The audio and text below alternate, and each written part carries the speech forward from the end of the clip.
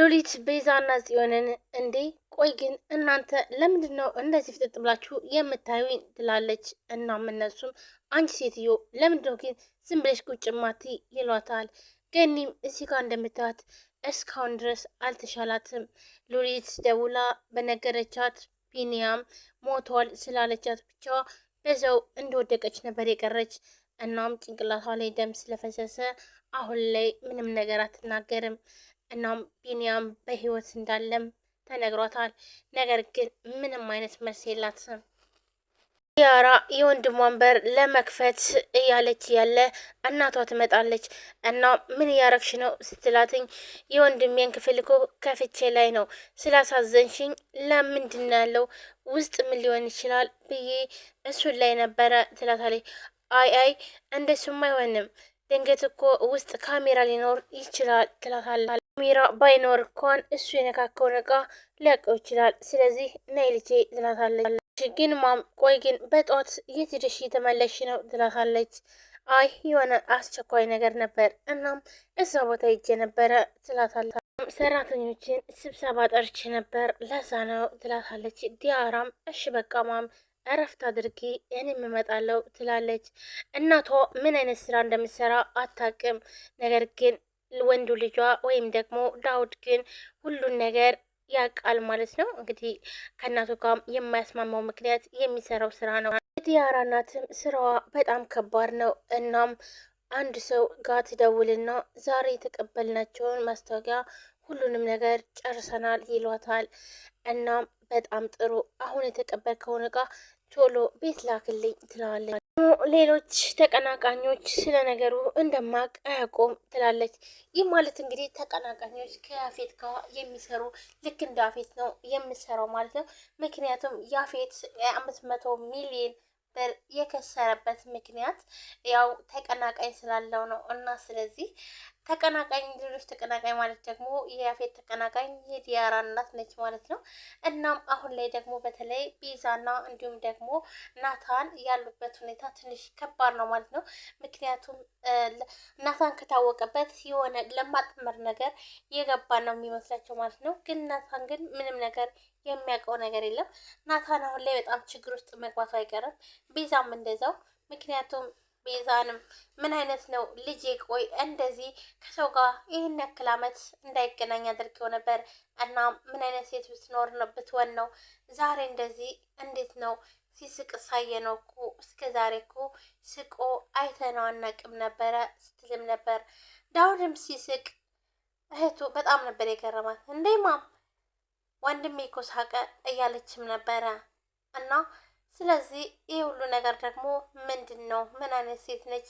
ይሄን ነገር ደግሞ ማጣራት ትፈልጋለች። እናም እንዲከታተሉትም አድርጋለች። ስለዚህ ቤዛም ሆነ ናታን አንድ ቤት ውስጥ እንደሚገቡና እንደሚወጡ ከታወቀ በጣም ከባድ ነው የሚሆነው። ዲያራ ምንም አታውቅም፣ የዋህ ነች። እሷ ግን አሁን ላይ ናታን ስራ እንዲጀምር ትፈልጋለች። ነገር ግን እናቷ ነገር ይዛለች ማለት ነው። ምክንያቱም ናታንንም ደውላ ጠርተዋለች። ምን ትለዋለች እንግዲህ በክፍል 89 ላይ ናታንን ጠርተዋለች ማለት ነው። እናም ስደውልለት ግን ምንድን ነው ምን ተፈጠረ? የዲያራ እናት ዲያራ ደህና አይደለችም ወይ? አያያይ ዲያራ ስለ ዲያራ አይደለም ምነው አንተ ስራ ፈላጊ አይደለ እንዴት ትሎና ትለዋለች። እናም ናታንም እንደዚህ ማልሄድም ፏ ብዬ ዘንጬ ነው መሄድ ያለብኝ ሲል ነበር። እንግዲህ እንደዛ ሲል ነበር ያየ ነው ማለት ነው። ናታን ምን ያጋጥመዋል፣ ምን ይገጥመዋል፣ እንዲሁም ደግሞ ኤፍራታ አሁን ላይ የናታንና እንዲሁም ደግሞ የያፌትን የዲኤንኤን ምርመራ ልታደርግ ነው። ልክ ወንድምና ወንድም ሆነው ስታገኛቸው እንግዲህ ኤፍራታ ከዚህም በፊት ከናታን ጋር አድራለች ማለት ነው። እናም ያው እንግዲህ አድራለች። እንዲሁም ፈጣሪ ካለ ልጅ ሊኖር ይችላል ስትል ነበረ። እንደገና ደግሞ አሁን ደግሞ ያፌት ደግሞ አግብቷት እየኖረ ነው። ይህ ማለት እንግዲህ ወንድማማቾችንም አግብታ እየኖረች ነው ማለት ነው። ማለትም ከናታን ጋርም የሆነ ነገር አላት፣ ከያፌት ጋርም እንደዚያው። እንግዲህ ባለፈው እንደምናውቀው አስገድዶ ይዟት ሲሄድ ነበር ማለት ነው። እና ነገሮች ሁሉ ተበላሽተዋል ማለት ነው። ሰላም ሰላም፣ ውድና የተከበራችሁ ቻናል ቤተሰቦች እንዴት ናችሁ? ደህና ናችሁ? ሁሉ ሰላም ሰላማችሁ ብዙ ትበለስ። ቻናል አዲስ የሆናችሁ ሰብስክራይብ፣ ላይክ፣ ሼር በማድረግ ቤተሰብ ሁኑ። ቤተሰብ የሆናችሁም ከልብ አመሰግናለሁ ውድ ቤተሰቦቼ። ዛሬም በአዲስ ቪዲዮ መጥቻለሁ። ሐረግ ድራማ ቀጣይ ክፍል ሁላችንም በጉጉት የምንጠብቀው ሐረግ ድራማ ዛሬ ይለቀቃል ማለት ነው። ክፍል 90 ዛሬ ይለቀቃል። ሁላችሁም ቀጣይ ክፍል ምን ይፈጠራል? እስኪ የሚፈጠረውን ነገር ምንድን ነው? አጓጊ ሆኖ ያፌት እንግዲህ ሰምቷል ማለት ነው። ቢንያምን ያገተው አቤል እንደሆነ አቤልን ምን ያደርገዋል? ቅርጫ ነው የሚያደርገው እውነት ለመናገር ምክንያቱም በአቤል እንደታገተና እንዲሁም ናታን ሲፈልገው ያፌት ሲፈልገው ነበር ማለት ነው።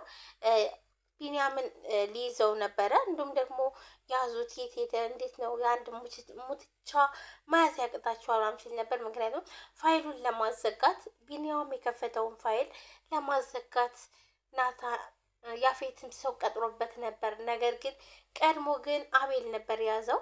ስለዚህ አቤል አግቶት ቢንያምን ማግኘት አልቻሉም ማለት ነው። ሌላ ሰውን አግተውም ሲል ነበረ። ነገር ግን የያፌት ሰዎች እንዳለ ማለትም በሚፈልጉበትና በሚያጠሩበት ሰዓት ምንድን ነው ያገኙት? እንግዲህ ቢንያምን ያገተው አቤል እንደሆነ የያፌት ያክስቱ ልጅ እንደሆነ ነው የደረሳቸው ማለት ነው። እናም ይህ መረጃ ደግሞ ቶሎ እፈልጋለሁ ስላላቸው ግዴታ ለያፌት መናገር ነበረባቸው። ለያፌትም ሲነገረው እንግዲህ በጣም ነበር የተናደደው። ምን ብሎ ነው ያለቀው ማለት ነው። እንዲሁም ደግሞ ኤፍራታ ስትሰማ ይሄን ነገር ምን ይፈጠራል የሚለውን እስኪ ሁላችሁም ኮሜንት ላይ ጻፉ። እንዲሁም ጽዮን አሁን ላይ ጽዮን መናገሯን ዝም ብላ በራሷ ሳል ልታደርግ ነው ሁሉንም ነገር። ምክንያቱም ከኤፍራታም ልትደብቃት ነው ማለት ነው። ቢኒን ያገተውን ሰው መናገር አትፈልግም። ምክንያቱም ስልክ ሲደወልላት ኤፍራታ እያለች መጣሁ ኤፍዬ ይህ ስልክ ማውራት አለብኝ ብላ ነው የወጣችው ማለት ነው። ነገር ግን ኤፍራታም ስለወጣችላት በጣም ደስ ብሏታል። ምክንያቱም ኤፍራታ የምትወስደው እቃ ነበራት ማለት ነው። እሱም ደግሞ የናታን የሆነ እቃ ወይም ደግሞ ጸጉር ነበር ማለት ነው። ሆኖም ግን የናታንን ጸጉር እየፈለገች እያለ ግን አላገኘችውም ማለት ነው። መጨረሻ ላይ ምን ይፈጠራል እና አሁን ላይ ጽዮን በራሷ ተደብቃ ሁሉን ነገር እያደረገች ነው። ነገር ግን ለኤፍራታ ብትነግራት ኖሮ ነገሮች ሁሉ ይቀልላት ነበር ማለት ነው። አሁን ግን ጽዮን መጨረሻዋ ምን ይሆናል የሚላትን ሁሉ ነው የምታደርገው። አንደኛ ነገር መረጃውን ካጠፉትኝ ማለትም አቤል ያፌትን እንደወገው ሲናገር የሚያሰማውን መረጃ ካጠፉት ትንሽ ከባድ ነው የሚሆን። ምክንያቱም አቤል ሂዶ ዳግም ነው የወጋህ ሲለው ግዴታ የሚያሳምን ነገር አለው። ምክንያቱም ከኤፍራታ ጋር ስለሆነ ነገር ሁሉ ኬዝ ሁሉ ስለዚህ ወደ ዳጊ ነው የሚሆነው ማለት ነው። እናም ገኒም እንግዲህ እስካሁን ድረስ አልነቃችም ማለት ነው። እንደዛው እንደታመመች ነው። ምክንያቱም በሉሊት ምክንያት ነው ሁሉ ነገር። እናም ቢንያምን በአካል አለ ስትባል ራሱ በህይወት አለ ስትባል እሷ ግን አልነቃችም ማለት ነው።